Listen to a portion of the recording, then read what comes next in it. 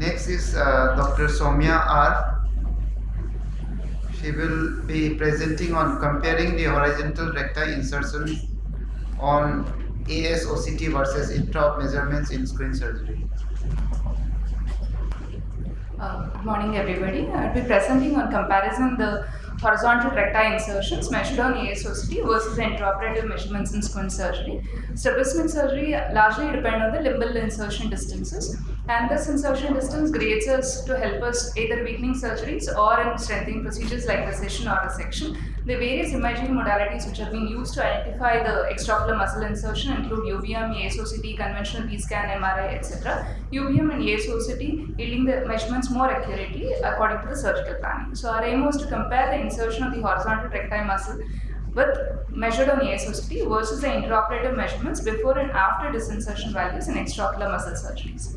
So we included all the patients with horizontal strabismus posted for surgery. We did an AS OCT preoperatively, and we excluded those patients where the AS OCT images were not reliable, those who had restrictive strabismus, those where the resurgeries were planned.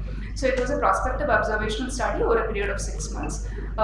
Firstly, the preoperative AS OCT measurements were taken both for the MR and the lateral rectus, taken both from the limbus and the angle of the anterior chamber by one of the investigator. The intraoperative measurements were taken by the second investigator, which both for MR and LR, both before and after disinsertion of the muscle. We measured the distances both with Castroviejo's caliper and Scott's caliper to measure both the cord length and arc length respectively. And the second investigator was unaware of the preoperative measurements measured on AS OCT by the first investigator. So the comparison was done with the student t-test and the Pearson's correlation coefficient. These were the images, how we measured it. We measured it at the anterior end of the insertion, both preoperatively and postoperatively using Castroviejo's and Scott's caliper, and after disinsertion again using the same measurements. We took it from the anterior end, not from the middle of the insertion. There were 50 patients aged between 5 and 50 years with a mean age of 26 years. There were 13 males and 15 females. Total of 21 medial recti and 26 lateral recti was measured. The ones where the scans were not clear were excluded. So when we looked at the measurement value before disinsertion, the average value for the medial rectus was 5.8 millimeter, range between 5.16 to 6.66, and after disinsertion was varying between 5.79 millimeter. And this correlated well with the AS OCT measurement value, which was from the limbus measuring around 5.5 millimeter, from the angle around 5 millimeter. From the angle, we had to add a millimeter to correlate it with the AS OCT values. And the lateral rectus measurements, the average measurement before disinsertion was 7.1 millimeter, and after disinsertion it was around 7.12 millimeter. The difference again between intraop measurements and AS OCT was between 0.1 to 0.7 millimeter, well within 1 millimeter range.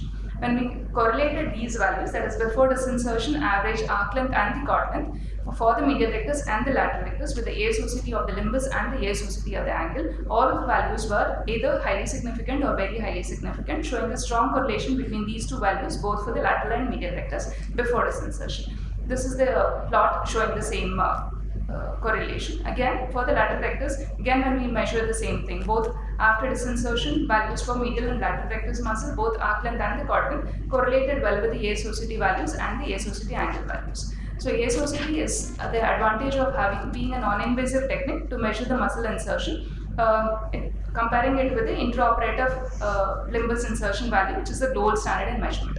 When we looked at the other studies, the methodology comparison compared to our study, most of them have looked at taking one measurement intraoperatively, that is to the middle of the insertion width, when we have taken both from the upper pole, lower pole and the center and averaged it out and measured it. Measured both with Castroviejo's and Scott's caliper, unlike others, and we've taken both the measurements of AS OCT both from the limbus and the angle of the anterior chamber. The first initial study by Yu et al. Had showed a significant correlation between the two. That's how the interest started off with. And Go et al. Included both primary surgeries and resurgeries and showed a good correlation. The recent study by Elizabeth et al. Showed around 88% of them were within the predefined levels between the two methods. And the largest study with 144 muscles showed around 77% of the patients had 1 millimeter intraoperative measurements when looked at the AS OCT. However, the primary surgery showed a good correlation compared to a reoperative surgery. So our study again showed a significant correlation for both horizontal recti, and difference was within 1 millimeter. A recent meta-analysis had showed nearly 95% success rate with extraocular muscle insertion with no previous operations, with a good inter and inter-examiner reproducibility.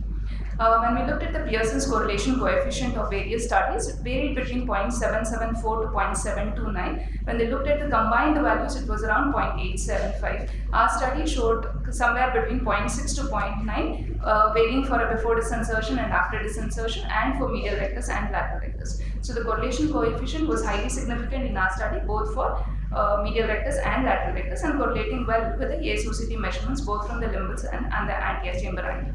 So the highlights of our study was how we measured it. The methodology was different when we looked at both Cortland and Ackland. We measured it both before and after disinsertion. We also measured it from the upper pole, lower pole and the center and averaged it out rather than from the middle of the insertion alone. However, the limitations are it included only primary surgery. We looked at only horizontal muscle, not the vertical recti. So the AS OCT measured insertions correlated well with the intraoperative measurements for horizontal recti in primary strabismus surgery. Thank you very much.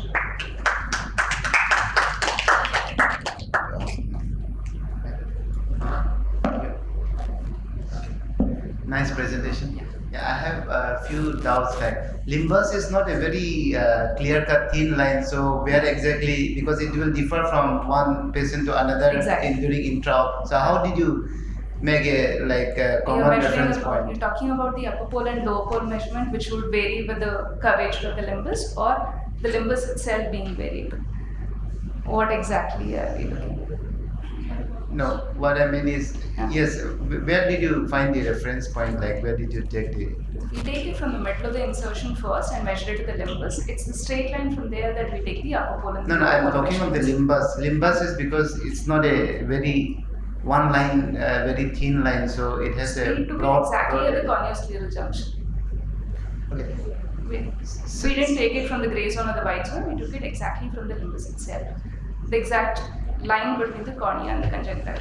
Secondly, you're comparing between AS OCT measurement and intraoperative. Yeah. Why didn't you use try to see the use statistics to see the agreement rather than the correlation? It should have been to measure the agreement. No, Pearson's correlation coefficient is what the values that we use when our. No, that's what I'm asking. Yeah. It should have been to compare is there any agreement between two measurements? So yes, the that statistics is how the p-values were arrived at, and that's how the correlation coefficient is calculated. No, statistical tool for agreements is different from correlation. The idea was to correlate it rather than to agree with the intraop measurements alone, because we never knew that whether we are measuring it something differently. When you are measuring it under GA, there could be an amount of extortion that we are missing out on. So we want to look at that as well. I would like to suggest you to check out with your statistician. Sure. Just one question, ma'am. Hello. Hello. What would be the practical application of your study? This is primarily done to understand that we are measuring it exactly. So in re-surgeries, that would be really helpful when you have to re-operate and you don't know the previous measurements. I just wanted to ask you one question, though it's not a part of your study. But did you find any difference when you measured with the spuler and with the testosterone? Yes. Because testosterone will give you only the cord length. Yes, we did find a difference. That's why if you actually looked at the details of it, the arc length that we have measured is slightly higher compared to the cord length measurements. We did find a change there.